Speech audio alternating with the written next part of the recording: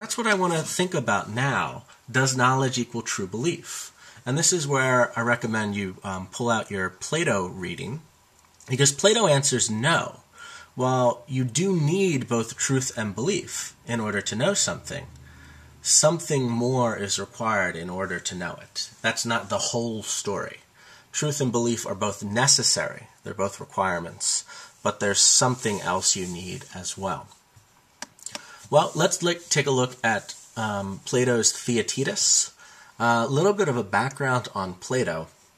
There are these two famous philosophers, Plato and Socrates in ancient Greece.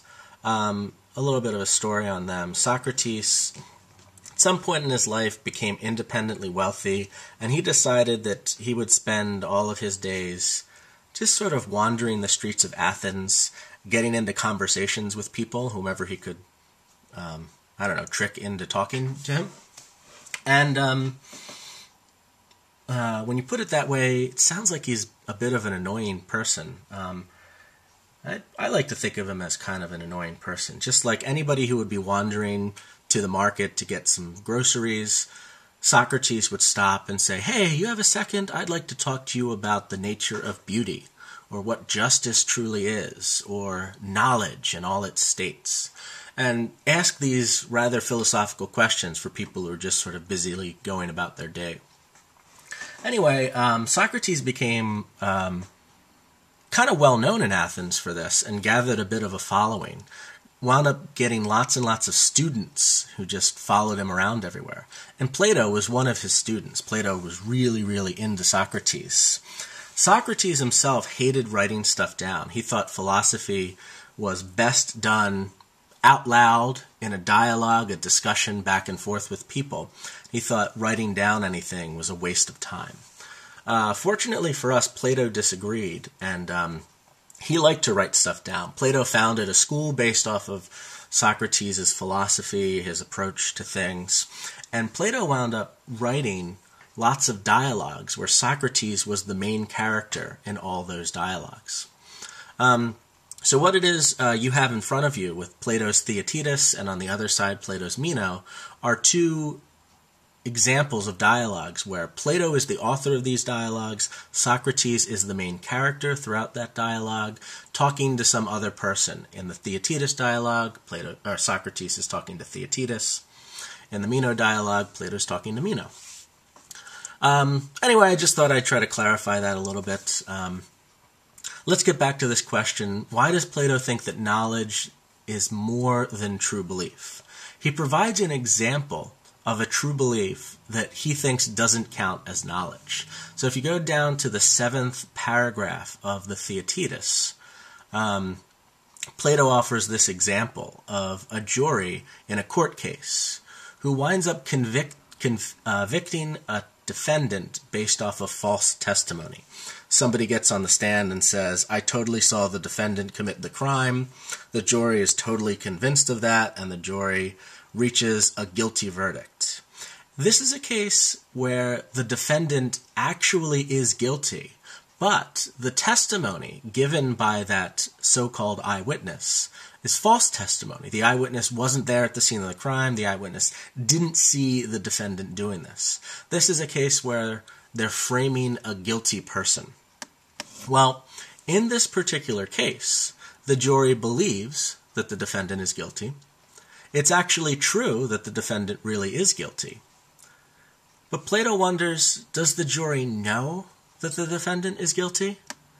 And Plato says no. Their belief is based off of really crappy evidence.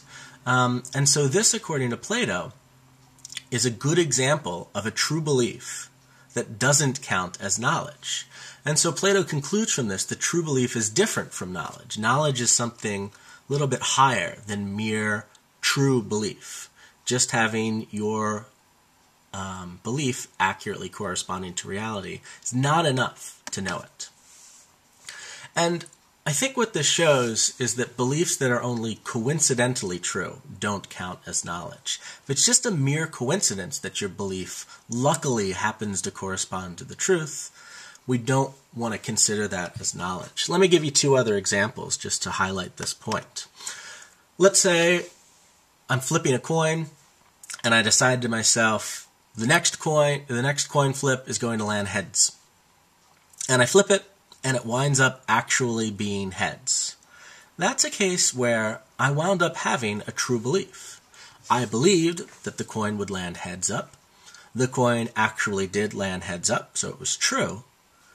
But I don't know about you, I hesitate to call whatever it is I did knowledge. I don't think I knew that the coin was going to land heads up.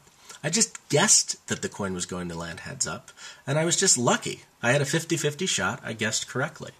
So there might be another case of a true belief that doesn't count as knowledge, precisely because it was just a coincidence, a lucky guess, that I happened to be right.